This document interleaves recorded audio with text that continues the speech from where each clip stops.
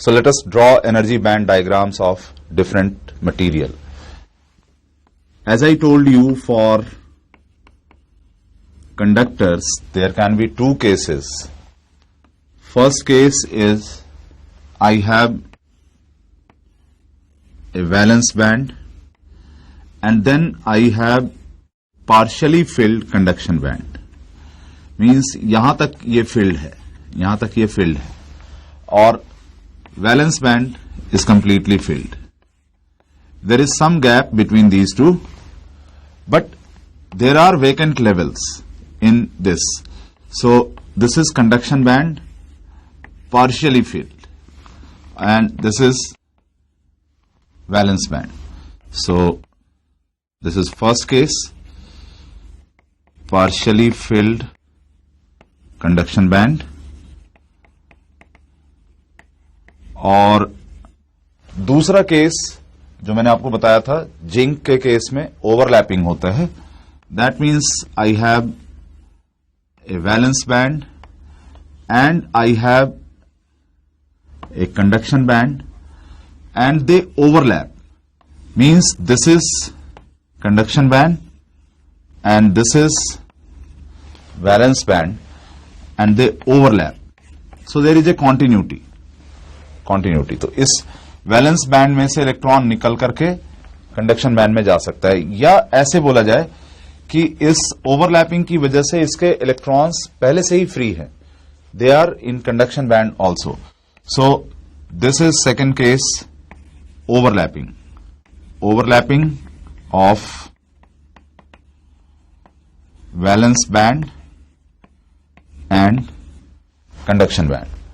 और इसके अलावा मैंने आपको कहा कि इंसुलेटर और सेमीकंडक्टर्स, इनका एनर्जी बैंड डायग्राम सेम होता है, सिमिलर होता है, लेकिन सिर्फ एनर्जी गैप का फर्क होता है. सो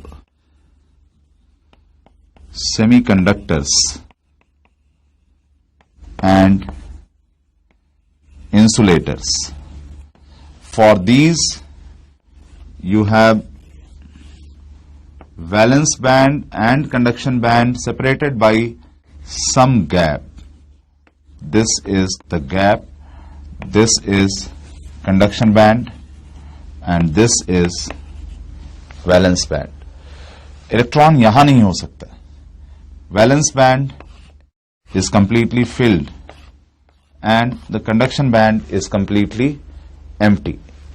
तो ये केस दोनों के लिए है, semiconductors, insulators. But when energy gap is of the order of 1 electron volt, then this is semiconductor. And when this energy gap is of the order of 5 electron volt, then this is insulator. तो I hope आपने ये चीज समझ लिया कि energy band diagram किस तरह से डिसाइड करता है कि कोई मटेरियल कंडक्टिंग होगा, इंसुलेटिंग होगा या सेमीकंडक्टर होगा. Now one more thing I would like to discuss from here. Why should a semiconductor have negative temperature coefficient of resistivity? मतलब टेम्परेचर इंक्रीज करने पे सेमीकंडक्टर का रेजिस्टेंस डिक्रीज क्यों करना चाहिए? बहुत सिंपल इसका एक्सप्लेनेशन है. आई होप आपने शायद समझ भी लिया हो कि when you increase temperature, the thermal energy kT, which is responsible for electron to jump from valence band to conduction band, ये एनर्जी इंक्रीज कर जाएगी और इसकी वजह से now more electron will jump from valence band to conduction band. तो इस तरह से चार्ज कैरियर्स या फ्री इलेक्ट्रॉन्स की संख्या बहुत बढ़ जाएगी. तो इस वजह से यू एक्सपेक्ट कि रेजिस्टिविटी डिक्रीज कर जाना चाहिए या कंडक्शन भी इंक्रीज हो जाना चाहिए. So this is the reason why in case of this formula alpha delta T, this alpha is negative for insulators as well as semiconductors, क्योंकि दोनों ही केस में ऐसा होगा. फॉर इंसुलेटर्स एंड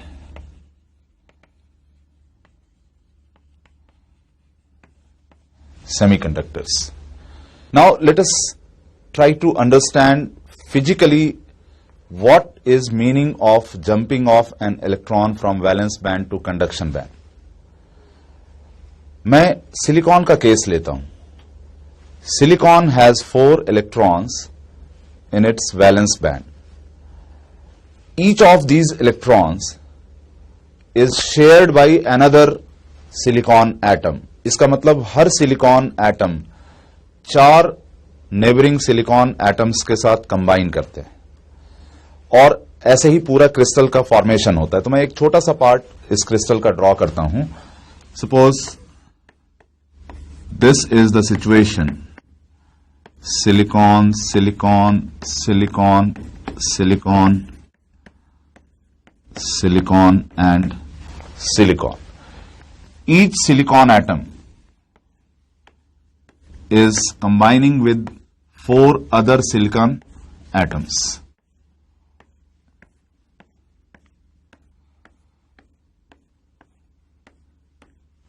ये सिचुएशन है.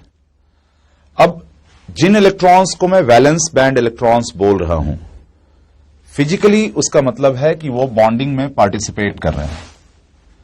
That means all the 4 valence band electrons are engaged, they are not free. और जो कंडक्शन बैंड इलेक्ट्रॉन्स की बात कर रहा हूं, दे आर फ्री इलेक्ट्रॉन्स. अगर इनमें से कोई एक इलेक्ट्रॉन फ्री होता है तो वो पूरे क्रिस्टल में मूव कर सकता है from one atom to another atom. It is not bound by any particular atom. तो इसको हम कंडक्शन इलेक्ट्रॉन बोलते हैं. पर उसके लिए इस बॉन्ड को ब्रेक होना होगा. बॉन्ड की ब्रेकिंग कैसे होगी? मैंने आपको बताया था कि एक थर्मल एनर्जी होती है जिसकी वजह से इलेक्ट्रॉन का वाइब्रेशन होता है. वो उस वाइब्रेशन की वजह से दूसरे इलेक्ट्रॉन्स या एटम्स के साथ कोलाइड करता है. फिर वो एनर्जी एक्युमुलेट करता जा सकता है and there is a possibility कि वो इतनी एनर्जी एक्युमुलेट कर ले कि वो उस एनर्जी गैप 1.1 इलेक्ट्रॉन वोल्ट को क्रॉस कर जाए and it becomes actually free. Now what will happen to this bond? यहां से एक इलेक्ट्रॉन अगर निकल गया तो हम ये सोचते हैं कि शायद ये बॉन्ड ब्रेक हो गया, दिस बॉन्ड हैज फिनिश्ड. लेकिन ऐसी बात नहीं है, बिकॉज व्हेन वी से these 2 silicon atoms they share 2 electrons, तो इसका मतलब है कि ये इलेक्ट्रॉन कभी इस सिलिकॉन एटम के न्यूक्लियस के अबाउट घूम रहा था, कभी इसके अबाउट घूम रहा था. That means this is being shared by both the atoms. अब ऐसे ये 2 इलेक्ट्रॉन्स, कौन से 2 इलेक्ट्रॉन्स इनके बीच में शेयर हो रहा है ये बताना बड़ा मुश्किल है.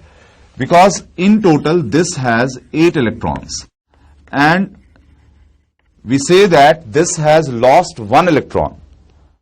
तो हम ये नहीं बोल सकते कि इसी ने लूज किया इलेक्ट्रॉन को. वो ये भी हो सकता है इसने भी शायद लूज किया हो या शायद इसने ही लूज किया हो.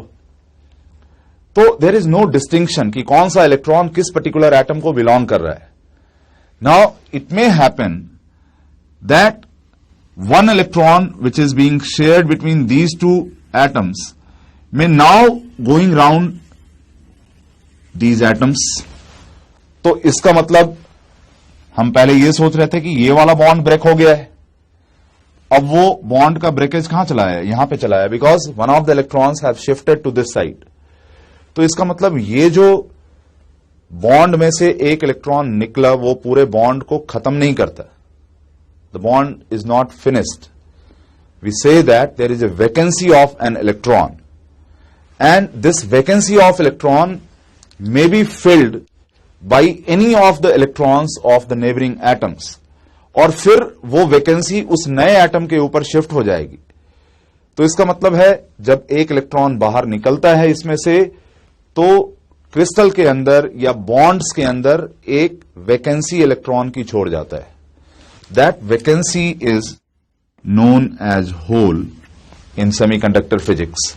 Now this concept of hole in itself is quite new, क्योंकि हमने किसी भी कंडक्टर के लिए कभी ऐसा नहीं कहा कि कंडक्टर के अंदर जो फ्री इलेक्ट्रॉन होता है उसकी वजह से कंडक्टर के क्रिस्टल में या बॉन्ड्स के अंदर कोई होल का फॉर्मेशन होता हो.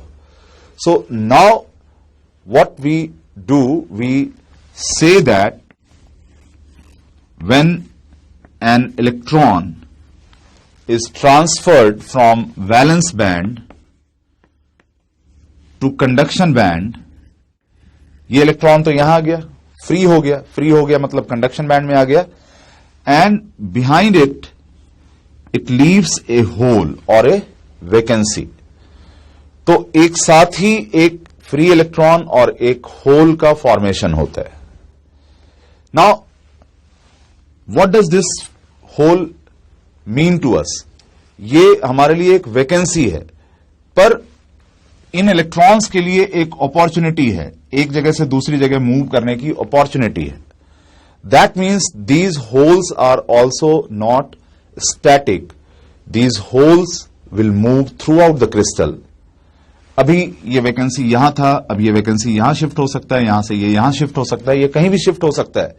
And just like free electrons, these holes can also move randomly.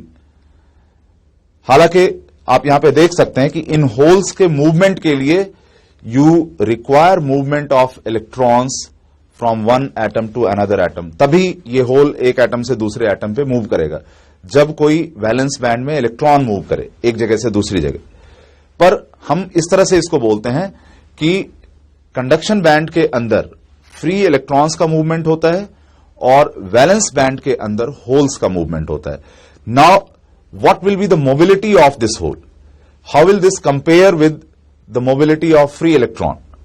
Naturally जो फ्री इलेक्ट्रॉन है वो एंटायरली फ्री है, वो किसी भी न्यूक्लियस के फोर्स से अभी पूरी तरह से बंधा हुआ नहीं है, तो इस वजह से वो ज्यादा फ्रीली मूव कर सकता है. जबकि ये जो होल है ये अपने मूवमेंट के लिए दूसरे इलेक्ट्रॉन के मूवमेंट पर डिपेंडेंट है. So holes have smaller mobility than free electrons, but they have some mobility. Now each hole attracts electron from other bond. तो इसका मतलब है होल का जो बिहेवियर है वो ऐसा है एज इफ वो नेगेटिवली चार्ज इलेक्ट्रॉन को अपनी तरफ अट्रैक्ट कर रहा है. So that's why we show a positive charge on the hole. Although मैं आपको बताऊं वहां पर कोई पॉजिटिव चार्ज नहीं है, लेकिन it behaves as an effective positive charge. Overall हमारा क्रिस्टल न्यूट्रल है.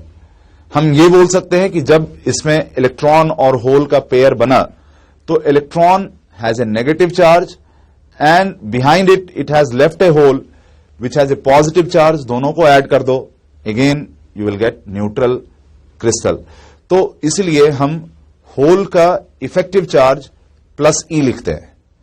होल का इफेक्टिव मास वो भी हम equal to mass of electron लिखते हैं, क्योंकि बेसिकली वो अपने मूवमेंट के लिए इलेक्ट्रॉन के मूवमेंट पर डिपेंडेंट है. Although as I told you, the mobility of hole is smaller compared to mobility of electron. और एक खास चीज कि सेमीकंडक्टर के अंदर करंट के कंडक्शन में इलेक्ट्रॉन्स और होल्स दोनों का कंट्रीब्यूशन होता है. कैसे, इसको मैं आपको बताता हूं.